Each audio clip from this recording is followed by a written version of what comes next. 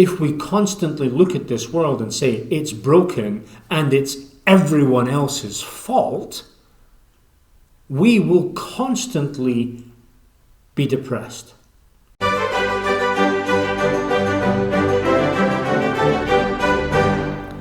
The sixth rule for life, then, is also to do with society at large. Put your own house in order, and in perfect order, before you criticize the world.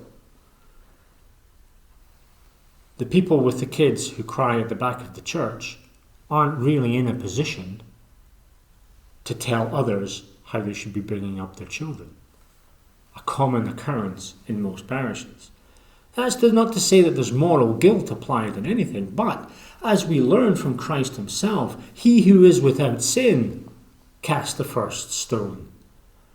So in order to have a truly real sense of entitlement to criticize the world, one must first have spent every effort trying to perfect your own life.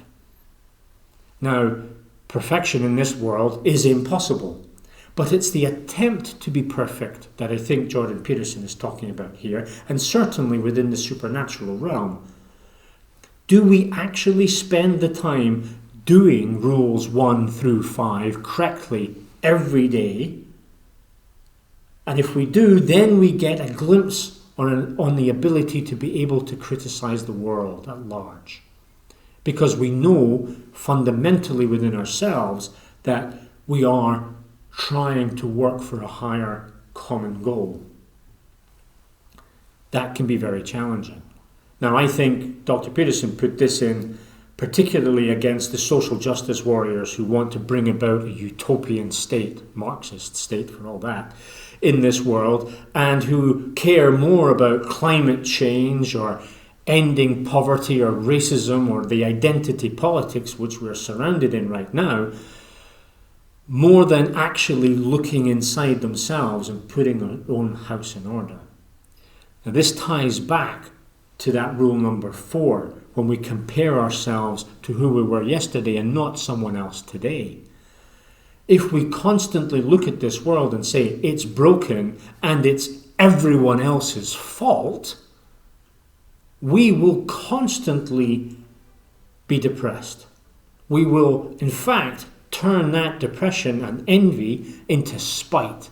We will end up self-hating ourselves because we have no control over what anyone else does. And it's a futile exercise. And without the struggle of self-perfection, we don't even have the consolation of Sisyphus.